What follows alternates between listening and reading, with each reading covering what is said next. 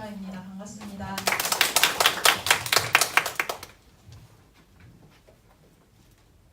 먼저 저희 파견 노동 포럼에 손마리움 센터를 불러주셔서 너무 감사하고요. 지금 손마리움 센터 자체가 굉장히 생소하신 분들이 많을 것 같아서 잠깐 간략하게 소개하고 시작하겠습니다. 여기 나와 있는 대로 보시면 사실 글자만 있기 때문에 이해하기가 조금 힘드실 것 같아요. 이거는 저희 손마리움 센터 홈페이지에 있는 내용인데 간략하게 말씀드리면 직접 전화가 어려우신 청각언어 장애인분들 대신해서 문자나 수어로 하시는 말씀 저희가 음성 통역해드리고요. 상대방 비장애인 분께서 음성으로 하시는 말씀을 저희가 문자나 수어로 다시 통역을 해드리는 서비스입니다. 한국정보화진흥원에서 2005년에 그 청각언어 장애인분들 정보 교차 해소를 위해서 만든 서비스고요. 현재는 365일 24시간 근무를 하고 있고 쉬는 날은 없습니다. 제가 손마리움 센터라고 하시면 사실 장애인 관련이 돼서 많은 분들이 좋은 일이라고 생각을 많이 하시는데요. 흔히들 얘기하는 이 좋은 일에서 왜 노동조합이 생겼는지 많이 궁금해 하실 거예요. 저는 올해로는 재직 8년 차고 센터에서 좋은 일도 많이 겪었고 나쁜 일도 많이 겪었고 좋은 사람 나쁜 사람도 많이 만났는데요. 먼저 저희가 손마리움 센터 한국정보화진흥원에서 속칭 미는 사업이라고 해서 간판 사업이라고 하죠. 저희가 아무래도 장애인 관련이 되어 있다 보니까 국가에서도 이런 장애인 복지 서비스로 인해서 장관상도 받고 정보화진흥원도 평가를 참 잘 받았어요. 그런데 실제적으로 손마리움 센터에서 일하는 중개사들은 KTCS의 노동자인 거죠. 한국정보화진흥원에서 직접 고용을 하지 않고 KTCS의 용역 체결을 해서 저희는 간접 노동자여서 고용 불안전이 매번 따라 나왔고요. 이 직접 고용을 하지 않고 용역 계약이나 민간 위탁을 하면 노동자들에게 얼마나 불합리한지 그리고 왜 직접 고용을 해야 하는지 여기 계신 분들이 더 많이 잘 아실 거예요. 아무래도 용역 계약을 하다 보니까 저임금은 계속됐고 실제로 저희가 아르바이트로 최저시급 받으면서 일하는 것보다 저희 센터에서 일하는 게 훨씬 저임금이라서 우스갯소리로 나 밖에 나가서 편의점 알바하면 여기보다 더 잘 번다 이런 얘기도 하고요. 열악한 근무 환경을 보자면 저희가 지금은 이전을 했는데 저희 사무실이 이전하기 전에는 여기 가까운 무교동의 사무실이었어요. 거기서는 저희가 1인당 사무실 개인 책상이 채 100cm가 되지 않았고요. 앞뒤로도 통로가 너무 좁기 때문에 의자를 가지껏 앞으로 끌어당겨야 뒷사람이 움직일 수 있는 정도였고 그 복도라고 하죠. 이 복도도 한 40cm 되나? 제가 센치는 기억이 제대로 안 나는데 이게 한 사람만 지나갈 수 있고 두 사람은 절대 지나가지 못해서 또 여기서 저희는 살찌면은 손마리움 센터를 다닐 수 없다는 소리까지 나왔습니다. 그리고 그런데 저희 중개사분들이 아무래도 청각언어 장애인분들을 많이 대하다 보니까 이런 자긍심 하나로 버텼는데 그 당시 장기 집권한 관리자들의 갑질, 또 비위행위, 성희롱 이런 것도 더 이상 참기 어렵고요. 그리고 이런 저희는 중개 업무라고 하는데 이 중개 업무를 하는 데 있어서 중개사를 보호하지 않는 관리자에 대한 원통함도 너무 크게 응어리가 져서 더 이상은 내가 참으면 죽겠구나 이런 생각이 들어서 노동조합을 만들게 되었습니다. 보시면 2017년 6월 11일에 여기 15층에서 저희 총회를 했고요. KT 새노조 산하 손마리움 센터 지회로 설립하게 되었습니다. 제가 KTCS 소속인데 왜 KT 새노조에 지회로 들어갔는지 좀 의문점을 가지시는 분들이 계실 거예요. 제가 당시는 KTCS 노조에 가입이 되어 있었는데 이제 그냥 있으면 안 되겠다, 노동조합을 해야겠다 이렇게 생각을 해서 KTCS 노조에 연락을 드렸더니 연락이 되지 않았고요. 보통은 그렇게 연락이 부재중 전화가 뜨면 확인차 연락이 오기 마련인데 그 연락조차도 안 와서 정보의 바다인 네이버에 검색을 했죠. 네, 제가 어떤 키워드를 적었는지는 지금 기억이 안 나는데요. 어떻게 노동조합 이렇게 치다 보니 KT 세노조가 나오더라고요. 그래서 KT 세노조 활동도 많이 나오고 해서 여기 되게 진취적으로 하는구나. 그리고 정규직 노조지나 비정규직 등 간접 노동자들을 위해서 활동하는 모습이 보여서 연락을 드렸고요.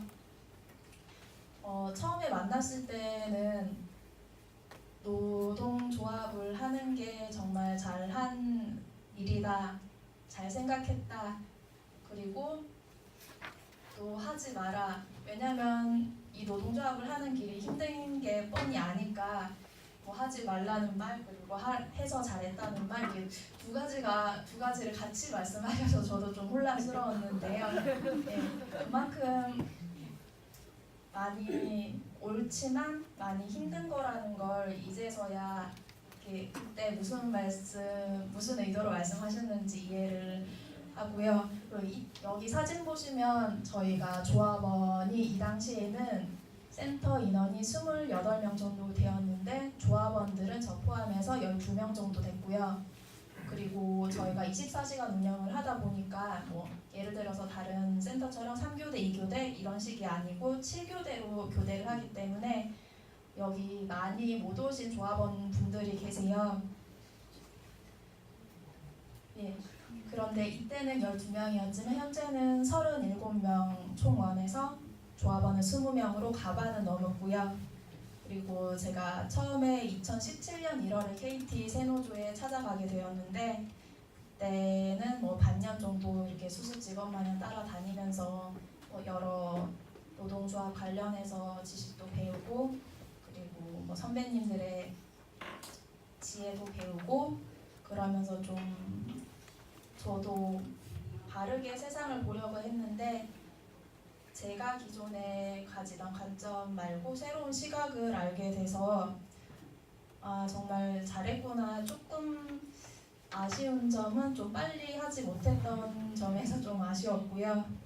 그리고 제가 이 자리 빌어서 또 조합원 분들에게 감사의 말씀을 드리자면 제가 우리 센터의 조합을 만들자 이렇게 말을 했을 때 조합원 분들이 가입하신 분들은 모두 다 바로 가입 원서를 써주셨고 이거를 왜 하냐고 막으시는 분들이 없으셨어요. 가입을 안 하시는 분들은 배제를 하고요.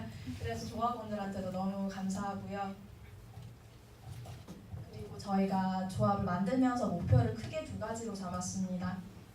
저희가 KTCS 간접 노동자이기 때문에 한국정보화진흥원이 원청이니 직접 고용을 요청하고 또 당시에 근로환경이 너무 좋지 않았기 때문에 이 점도 개선 요구를 하면서 손마림 센터가 저희가 현재 적정 인원이 40명인데 40명을 채운 적이 없어요.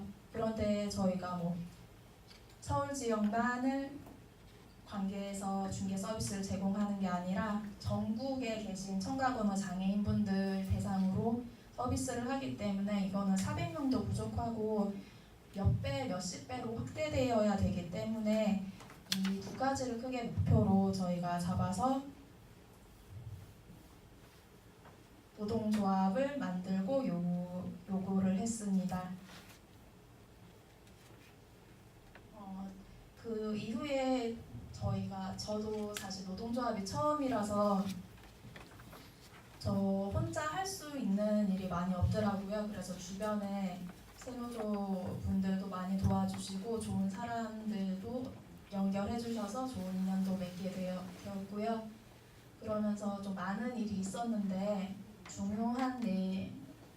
중요한 내용이나 좀 큰 내용 위주로 말씀을 드릴게요. 작년 2017년 6월 21일에 제가 당시 야간중개소로 일을 했을 때 체불임금이 있다는 걸 알고 노무사님과 체불임금 진정을 제출을 했습니다.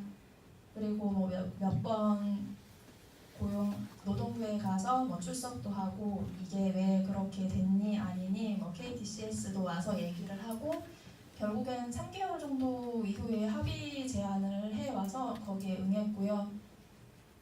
당시에는 저희가 야간 중개사 분들이 몇 분 더 계셨는데 그분들한테 같이 노동조합은 하지 않아도 체불임금은 받자고 내가 일한 거 당연히 내가 받아야 되는 몫을 왜 안 받으려고 하냐. 그런데 거기에서 같이 하신 분들은 없었는데 그래도 다행인 건 그분들도 같이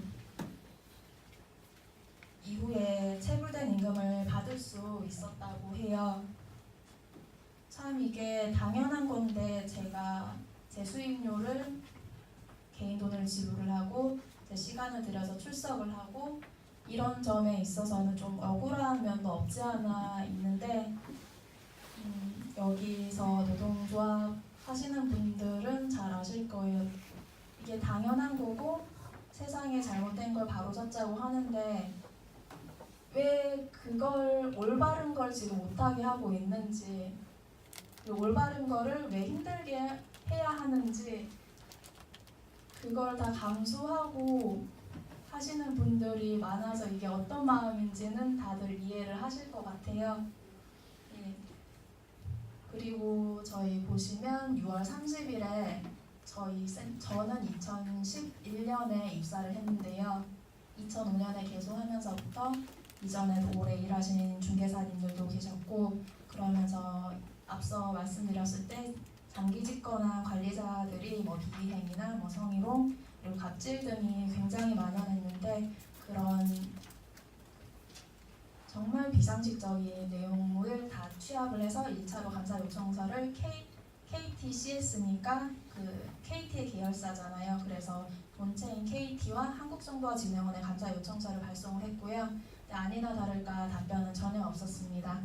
그리고 노조를 만들면 이게 좀 관습인지 뭐 간행인지 이게 법적인 절차인지 당연히 부당노동 행위가 따라오더라고요. 뭐 저희 조합원에게 뭐 화장실까지 따라와서 누구씨 조합하면 안 돼. 혹은 누구씨 내가 너를 얼마나 잘 챙겨줬는데 너는 내 등 뒤에 칼을 꽂은 거야. 이런 식으로 얘기를 하고 또 저희한테는 관리자들이 중개사인 저에게 노동조합을 만드는데 왜 말을 하지 않았냐고 자기 섭섭하다고 네, 이런 코미디적인 시트콤 같은 뭐 장면도 있었고요. 그렇게 했는데 아직 작년 1년이 넘었는데 아직도 조사 중이에요. 중간중간 뭐 감독관님한테 연락받고는 있는데 이게 저희가 요만한 걸 넣었는데 실상은 캐보니까 자꾸 예전에 그 최순실 박근혜 게이트처럼 이대에서 요만한 걸 이게 문제라고 했는데 다 엮어져서 계속 나오는 거죠. 이것도 저희도 그게 다 엮어져서 나오다 보니까 지금 어떤 사건은 검찰에 넘어가서 아직 조사 중이라고 해요. 그래서 아직 결과가 안 나왔고 저희도 언제 결과가 나올지는 모르겠습니다. 네, 그리고 저희가 2017년 8월 22일부터 제 생일인 12월 1일까지 한국정보화진흥원은 직고용 그리고 뭐 정규직 요구 피켓 집회를 했습니다. 이거 마지막 날 사진인데요. 저희가 마지막 날에 진흥원에서 이제 저희가 가이드라인에 들어가 있지 않았는데 이날부로 손마리움 센터도 가이드라인에 들어가서 저희가 피켓 집회를 그때 마지막으로 한 날이에요. 또 저희가 그 업무 시간이 다르다 보니까 점심 시간조차도 다 다르거든요. 그래서 최대한 많이 나올 수 있는 인원이 6명이라서 이 6명만 찍은 걸로 했습니다. 저희가 뭐 가장 더울 때부터 가장 추울 때까지 집회하면서 진흥원 직원의 조롱을 받기도 했고요. 아니면 또 모르는 분이 겨울에는 따뜻한 음료수나 여름에는 시원한 음료수 이런 거 사주시면서 화이팅도 받았고 집회를 여기서 서서 큰 종이에 원색의 집회 그 현수막을 들고 있으니까 관심 가지시는 기자님들도 만나 뵙게 될 수 있는 기회였고요. 그 이후에 장애인 신문 전문 신문인 그 에이블 뉴스 그리고 장애인 여기 전국 불안정 노동 철폐 연대에서 기사도 써주셨고요. 이정호 기자님이 되게 저희 현실을 에세이처럼 잘 써주셨더라고요. 이걸로 인해서 모르는 사람들도 그냥 잘 흡수될 수 있을 만큼 너무 쉽게 잘 써주셔서 너무 감사드렸고요. 그리고 동아일보에서는 아무래도 사실 성적인 것이 제일 자극적이잖아요. 그래서 그 내용을 가지고 기사를 써서 이것도 차후에는 많은 도움이 되었죠. 그리고 저희가 9월 24일에는 1차 감사 요청서 보내고 난 이후에 답변이나 혹은 잘못된 게 없다라는 답변조차 없으니까 저희가 2차 감사 요청서로 사실은 1차에는 성범죄 관련해서 넣질 않았어요. 혹여라도 내부에서 잘 해결될 수 있으면 그냥 그 사람이 잘못한 것만 운영을 잘못한 걸로도 다 징계를 받거나 해결이 될 수 있을 줄 알았는데 아니나 다를까 되지 않아서 이제 다 뭐든 다 넣어야겠다 해서 정말 간서 요청서를 보신 분들은 정말 기함을 하고 어떻게 이게 지금 현재에 나올 수 있는 사건이냐 80년대도 이렇게 하지 않았는데 그렇게 기함을 하시는 분들도 계셨고요. 그러면서 9월에 국정감사도 같이 준비를 했습니다. 한국정보화진흥이 과기정통부다 보니 저희가 과기정통부랑 환노위 노동부 국감 이렇게 두 가지를 같이 진행을 했는데요. 17일에는 의원님들과 저희 진흥원 전 원장님만 들어가 있는데 이때도 2차 감사 요청서에 정말 별의별 내용이 많아요. 성범죄 관련해서. 그런데 문제점은 그 성범죄 관련해서 가해자랑 피해자를 분리하지 않고 있다는 거죠. 이 내용을 이날도 제가 이날은 근무를 한 날이라서 실시간 중계를 보지 못했어요. 그래서 나중에 짧은 영상 찾아보면서 보고 그리고 전체 영상 회의록은 좀 나중에 올라와서 나중에 봤는데 그 당시에 현장감은 많이 못 느꼈는데 그 여러 의원들이 이게 잘못했다고 짚어주고 따끔하게 질의를 하고 하니 우리가 그냥 떼쓰고 있는 게 아니구나 그런 마음을 좀 느끼면서 한편으로 좀 씁쓸하기도 했죠. 그리고 저희의 핫한 이슈 10월 17일, 10월 31일 제가 뭐라고 읽고 있나요? 2017년 10월 31일 한노위 노동부 국감 때 제가 참고인으로 출석을 했는데요. 여기서 이용득 의원실이랑 그 이전부터 준비를 하면서 통통톡이라는 단체 대상으로 그 조합원들 전체 대상으로 심리 검사도 했었고 결과가 굉장히 처참하게 나왔는데요. 당시에 저희가 그 처참한 결과인데 참 이중적인 마음이 드는 거죠. 결과가 나오기 전에는 이게 국감 때 써야 되는데 혹시 내 상태가 좋게 나오면 그런 괜한 걱정을 많이 했더라고요. 아니나 다를까 다들 심각한 우울 증세를 보였고 저는 당시에 병원을 다니면서 약물 치료도 받고 있어서 나 나도 좀 차도가 나아졌으면 어떡하지? 이렇게 걱정했는데 정말 괜한 걱정이었고요. 그리고 그 결과를 가지고 그 의원님이 임시건강진단을 꼭 해야 된다 이렇게 강력히 요구를 했고 저희 센터에 임시건강진단 지시가 내려졌습니다. 저희가 닭장 정말 이전에 닭장 같은 곳에서 죽어라 일만 하는 현실이었는데 그 현실을 알릴 수 있는 기회라서 제가 지금도 말을 잘 못하는데요. 네, 그때는 상태가 더 안 좋아서 안정제 복용하면서 그 자리에서 제가 울 수 있을까라는 생각을 했는데 그냥 눈물이 나더라고요.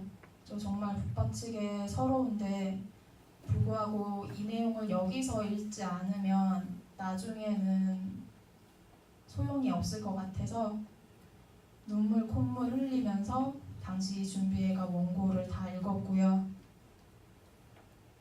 그러니 거기 여야를 막론한 의원들이 정말 당시 진흥원장에게 굉장히 많은 질타를 가했고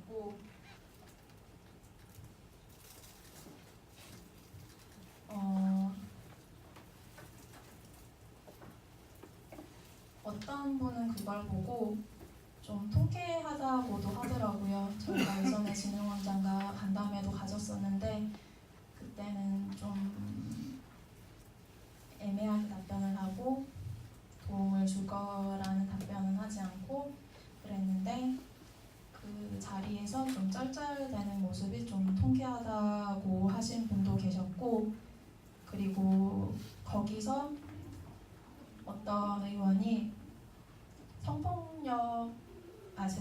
성희롱 가해자랑 피해자가 어떻게 같이 근무를 하냐 그러니 그 당시 원장이 가해자와 피해자의 말이 다르다 그래서 지금 어떻게 할 수 없다 이렇게 대답하니 의원들이 굉장히 분노에 차서 소리를 치더라고요. 어떻게 가해자랑 피해자가 같은 답변을 할 수가 있냐 당연히 분리를 해야지.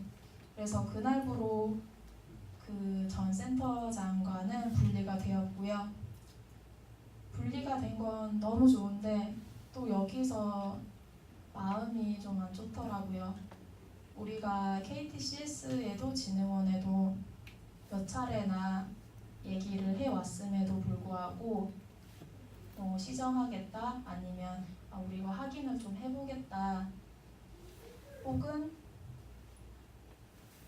말이라도 너무 힘들겠다라고 했으면 좀 저도 사람인지라 마음의 위로를 받을 때인데 KTCS에서는 센터장의 편만 들고 중개사가 그렇게 어렵고 힘들게 얘기를 하는데도 센터장 자리가 외로우니까 그런 식으로 얘기를 해서 정말 이게 정작 피해자인 중개사가 내가 당한 당사자인데 왜 당사자가 말을 할 때는 귀담아 듣지도 않고 소위 국회의원이면 저희가 굉장히 높은 사람이잖아요. 왜 이런 사람들이 말했을 때 통할까 좀 이런 게 권력인가 하는 생각도 들었고 그리고 그 센터장은 3개월 정직이라는 가벼운 처벌을 받았는데요. 사실 피해자로서는 3개월이라는 내용조차도 받아들일 수가 없죠. 30년이 나와도 만족하지 못할 거고 벌금이 3억이 나와도 만족하지 못할 건데 사실 성희롱이 인정된다는 것 자체가 굉장히 어려운 일이라는 거 아니까 상징성이 있다고 생각이 들고요. 현재 진흥원에서 그분은 영구 퇴출 조치가 이루어져서 저희가 회사 안에서는 다시 볼 수 없게끔 다행히 됐습니다.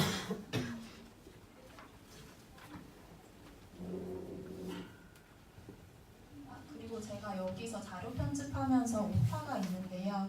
여기 2017년 4월 3일이 아니라 제가 2017년 12월 21일에 산재를 신청해서 올해 2018년 4월 3일에 제가 사이버 성폭력 최초로 산업재해 승인을 받았습니다. 현재도 요양 중이고요. 산재 승인을 받아서 결과를 주변에 많이 알리니까 이게 사실 당연한 결과니까 많은 분들이 축하한다고 말씀을 굉장히 많이 해주셨어요. 근데 이게 저로서는 굉장히 그분이 어떤 마음으로 하는 말씀인지는 알겠지만 축하를 받는다는 말이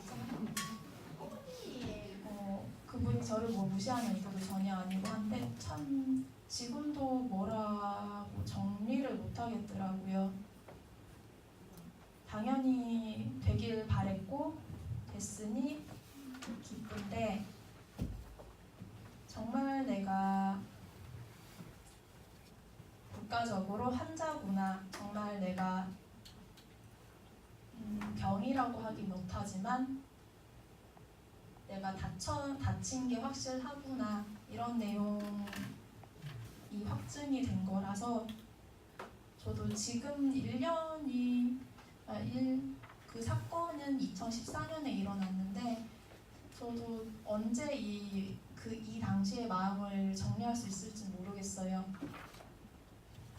그리고 이 사건이 어떤 사건인지 모르시는 분들이 많을 텐데 사실은 이 내용을 제가 작성하면서 발표를 못할 것 같았는데 지금은 좀 괜찮은 것 같아서 구두로만 설명을 드릴게요. 2014년 12월 24일에 저는 모든 중개사 분들이 거의 피해를 입었지만 저는 그 당시 야간 중개를 하고 있었고 영상 중계 동영상으로 들어오는데요. 영상 중계 화면이 뜨는데 사람이 없는 거예요. 천장만 나오고. 그래서 보통 이용자분들이 캠 화면을 바로 하기 어렵거나 급하니까 빨리 중계가 되지 않으니까 응대율이 40% 정도 되거든요. 10명이 하면 5명도 채 못할 상태니까 많이 급하게 요청하시는 분들이 많으세요.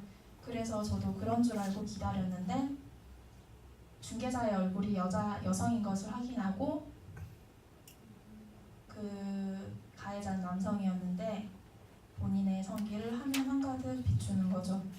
이거를 저는 많이 받을 땐 하루에 10번도 받았고 그런데 당시에 제가 그 전문적인 치료를 할 수 있게 전문의와 연계를 해달라 그렇게 했는데 가해됐던 그 전 센터장은 이건 산재가 아니니까 해줄 수 없다 이런 식으로 얘기를 하고 거부를 했죠. 저도 조금만 더 알아봤으면 그 당시에 빨리 산재를 받고 치료도 받을 수 있었을 건데 무지한 저도 좀 아쉬움이 남기는 하고요. 이 내용은 제가 사실 이렇게 좀 차분하게 말씀을 드리다 보니까 어느 정도인지 잘 와닿지 않으신 분들이 많으실 거예요. 그래서 저는 가끔씩은 여기에 싣고 싶다는 생각도 하는데 그 캡처본을 근데 이거를 또 넣게 되면 또 다른 2차 피해가 발생하기 때문에 그거를 차마 넣지는 못하겠더라고요. 아무리 모자이크를 해도 모자이크를 하나마나 있기 때문에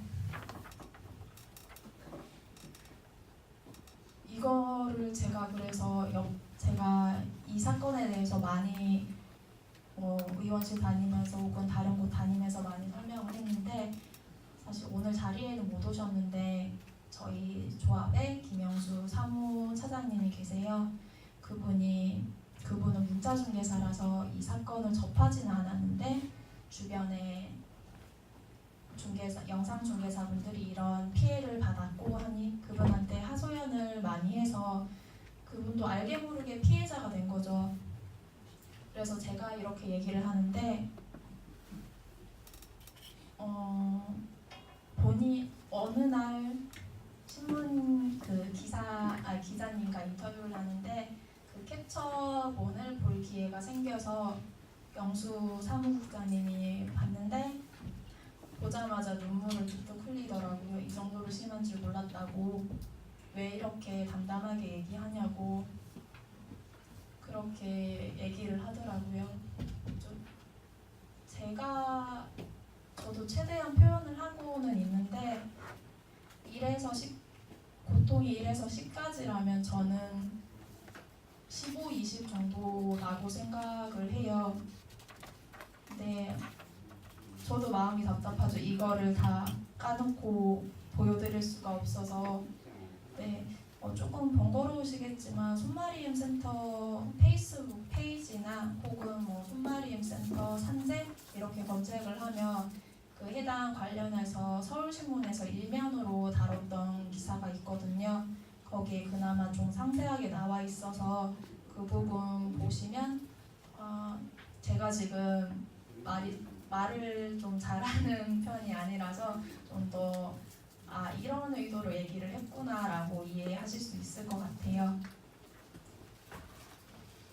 그리고 아까 말씀드렸다시피 임시건강진단 실시를 했고 이 결과 저희가 조합원 내에서 저까지 포함해서 총 4명이 현재 우울 증상이 심하다고 병원을 가야 된다는 결과가 나왔고요. 그리고 2011년 17일에 직고용 전환 설명회를 해서 지금 현재도 직고용 전환 진행 중인데요. 직고용 전환 설명회를 한다고 했을 때 저희가 가이드라인이 들어갔다는 거잖아요. 그래서 지금까지 피켓도 들고 국감에 가서 증언도 하고 또 외부 활동도 하면서 또 주변에도 여러 많은 도움을 주셨어요. 그래서 그런 모습들이 좀 사람들이 죽을 때 되면 주마등처럼 스친다고 하잖아요. 예, 그렇게 저는 한 1년 반도 안 됐죠. 근데 그런 모습들이 좀 이렇게 쫙 지나가더라고요, 짧게. 예, 그런데 아직 저희가 KDCS랑 계약 기간이 올해 말까지예요. 그래서 계약서도 아직 진흥원과 작성하지 않았고, 그래서 진흥원과 계약서를 쓸 때까지는 계속 파이팅해서 계약서를 받을 때까지 우리가 원하는 노동자를 위한 계약서가 나오기까지는 안일해지지 않고 계속 활동을 하려고 합니다. 여기는 2018년 2월 8일에 제가 작년 10월 31일 환노위 국감 때 제가 약 안정제를 복용하면서 발언을 했다고 말씀드렸잖아요. 근데 거기도 참 제가 대한민국 국민으로서 이게 차별이라고 말하기 못하지만 거기 자리에 계신 위원들 그분들 자리에는 다 이 물과 컵이 있더라고요. 근데 제 옆에 참고인과 증인들 나오신 분들은 앞자 책상은 텅텅 비었고 참 이게 아무것도 아니잖아요. 이 물 500원도 안 하는 거 얼마나 온다고 그걸 아꼈을까 그런 생각도 들고요. 그래서 제가 약을 먹어야 되는데 제 자리에 물이 없어서 옆에 물 좀 주시라, 물 좀 주세요 하면서 눈물 콧물 흘리면서 물을 얻어서 마셨는데 그 물을 얻어서 마셨는데 그분이 여기 계신 노사정 위원장님이에요. 그래서 이분도 옆에서 제가 막 울며불며 얘기를 하니까 굉장히 마음이 안 되셨나 봐요. 그래서 그 이후로 저희 손마리움 센터에 관심이 가지셔서 지금도 많이 챙겨주시고 있습니다. 다음 장으로 넘겨주시겠어요? 네, 여기는 저희가 2018년 2월 28일에 이전에는 무교동에 있던 센터가 영등포구 물레동에 있는 센터로 이전을 했어요. 정말 어떤 중개사님은 여기 사무실이 궁궐 같다고 할 정도로 개인 책상이 거의 1.5배는 넓어졌죠. 그리고 통로도 이제 2명씩 3명씩 지나갈 수 있고 저희는 이제 살을 쪄도 될 정도로 센터로 이전을 했습니다. 그러면서 그 국감 때 같이 했던 이용득 의원실에서 정말 환경 개선이 되었는지 확인차 오셔서 얘기로 나누면서 센터 내에 뭐 무슨 일이 없는지 잘 해결되고 있는지 이렇게 확인차 오신 내용이고요. 그리고 여기는 저희가 이전은 2월 28일에 했다고 했는데 정보화진흥원 원장이 4월경에 새로 부임을 하셨어요.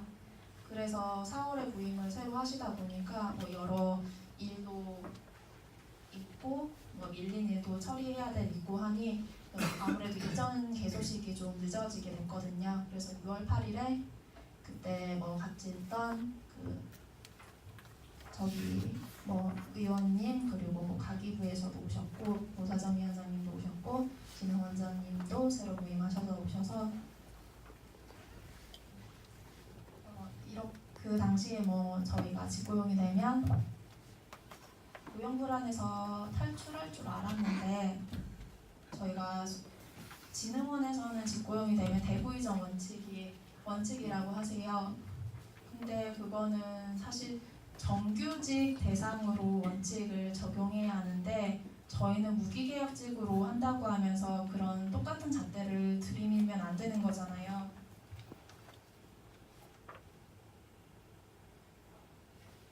그래서 저희가 직접 고용 요구를 전환 요구를 하면서 수도권 잔류 요구를 하는데 사실 이게 어떻게 보면 이기적으로 보이실 수도 있어요. 그런데 저희가 왜 대구에 갈 수 없고 수도권 잔류를 요구하냐면 저희 현재 센터가 아까 적정인원 40명이라고 말씀드렸는데요. 적정인원 40명이 한 번도 채워진 적이 없어요. 지금 제일 많이 채워졌을 때가 38명이었는데 그저께부로 한 분이 건강상의 이유로 퇴사를 하셨어요. 근데 그분은 건강하더라도 지방 이전이면은 좀 어려울 것 같다고 하시고요. 그리고 사실 저희가 센터 내 영상중개사랑 문자중개사가 있는데 문자중개사는 뭐 전국에 몇 명이다 이렇게 집계를 하기가 좀 어려워요. 그래서 수원통역사 자격증을 가지신 분을 집계를 했는데 서울 수도권 그리고 그 외 지방 이렇게 비교를 했을 때 거의 50대 50이더라고요. 그러면 지방으로 가면은 뻔히 중개사 구하기가 어려운 게 눈에 보이는데 이걸 진흥원에서 강행하려고 하는 거죠. 그래서 현재 센터 응대율이 40%대인데 지방 이전을 이 상태로 강행을 한다면 센터 존폐 위기도 오고 또 실제 중개사는 둘째치고 이용자인 청과문화 장애인분들한테 피해가 뻔히 갈 건데 이걸 강행해서 추진한다는 것 자체가 청과문화 장애인들 그리고 저희 중개사 노동자들을 무시하는 처사나 저는 다름없다고 생각이 듭니다. 그렇게 강행한다는 게 저희를 좀 사람이 아니라 부품으로 보는 게 아닌가 싶기도 하고요.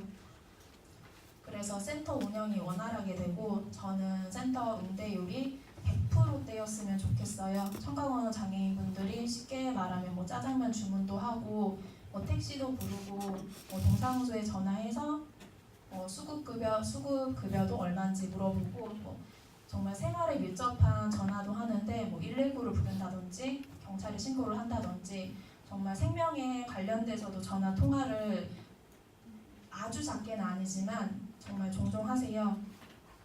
근데 이 센터 운영이 정말 100% 응대율을 받아야지 저희가 어디든 갈 수 있는데 지금은 지방 이전이 문제가 아니라 센터 인력 확충을 하고 센터를 확대해서 정말 운영이 원활하게 잘 되게끔 하고 나서 지방 이전을 추후에 논의를 해야 하는 게 아닌가 그런 생각이 들고요.